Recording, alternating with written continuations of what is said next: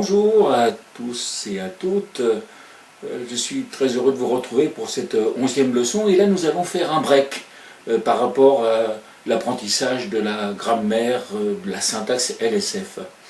Et nous allons pouvoir ensemble utiliser les acquis. Aujourd'hui ce que nous allons faire, nous allons travailler sur la traduction d'une phrase en véritable LSF. Imaginons que je doive donner des instructions à un collègue sourd qui vient d'arriver dans l'entreprise. Et voilà ce que je dois lui expliquer en langue des signes. À ta gauche, le bureau à gauche, là, il y a un chef. Dans le bureau de droite, il y a un autre chef, mais qui est supérieur au chef qui est à gauche. Et si le chef du bureau de gauche te donne une instruction et que plus tard celui du bureau de droite te donne une instruction contraire, tu dois obéir au chef du bureau de droite. Donc voilà une phrase assez complexe que nous allons maintenant ensemble traduire en LSF.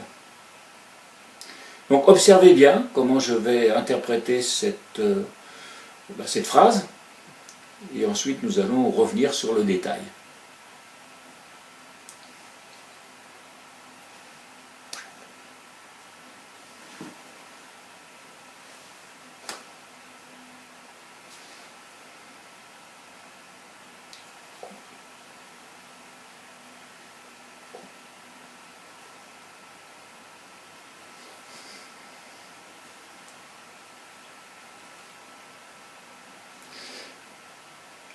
Maintenant, quelques explications sur ce que je viens de signer.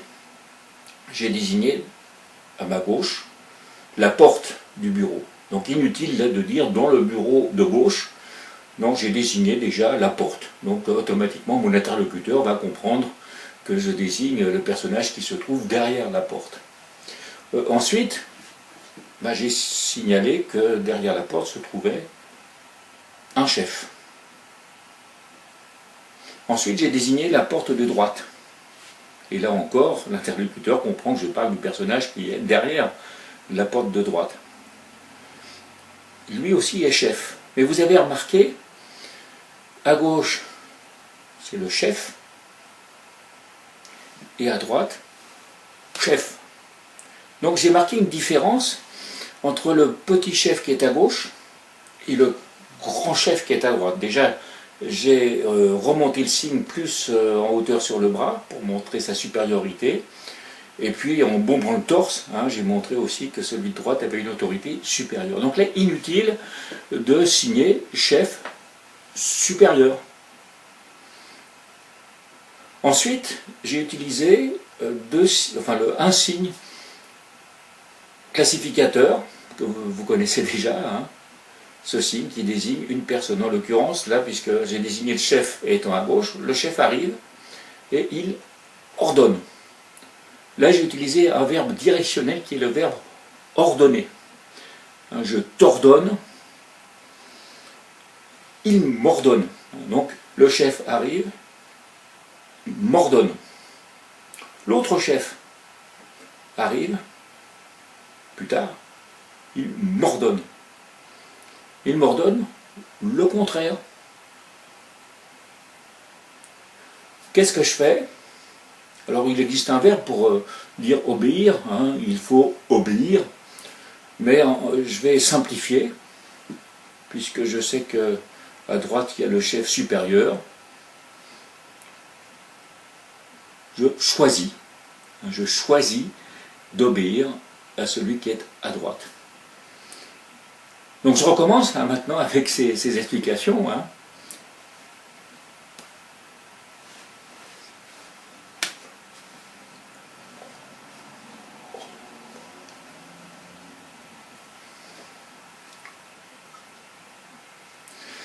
Donc vous avez noté que l'objectif c'est d'arriver avec un minimum de signes, d'exprimer un maximum de choses.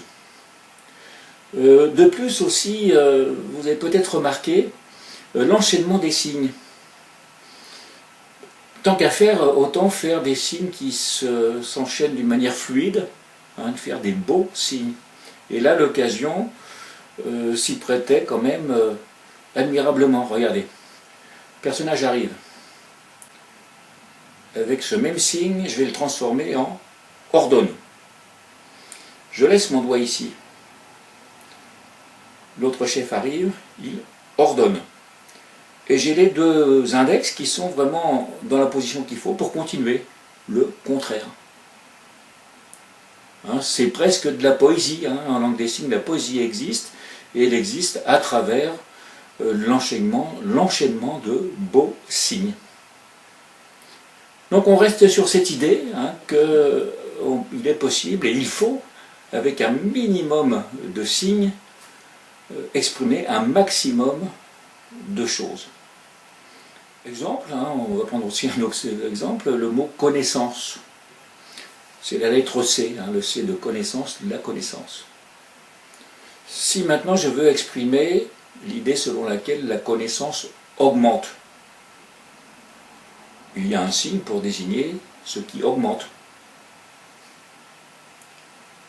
Ça augmente, ça diminue.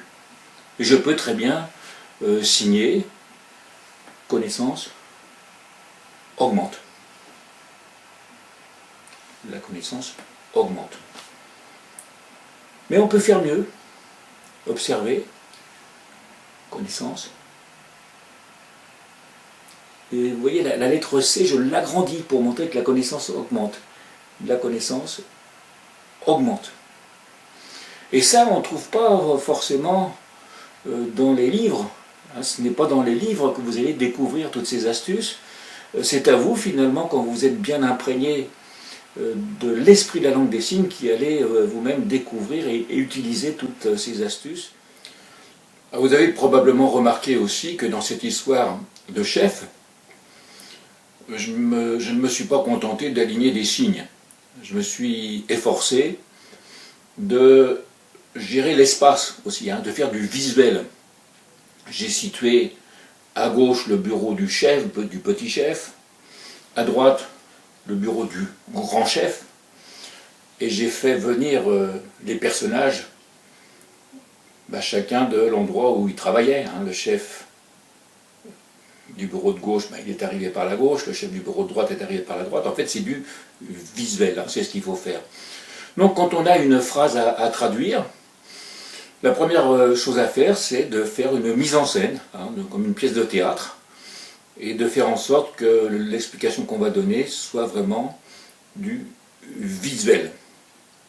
Ensuite, on résume un peu ce qu'on a vu là jusqu'à maintenant, on va s'efforcer de traduire en signes, mais d'élaguer, de manière à ce que dans un minimum de temps, avec un minimum de signes, toutes les idées soient transcrites, exposées, communiquées. Voilà, bon, aujourd'hui c'était court, c'était juste une petite pause par rapport à l'apprentissage de la grammaire et de la syntaxe, mais nous reprendrons la prochaine fois avec la grammaire et la syntaxe. Et ben voilà, je vous remercie de m'avoir suivi pour cette leçon. Je vous souhaite une bonne journée et puis à très bientôt. Au revoir.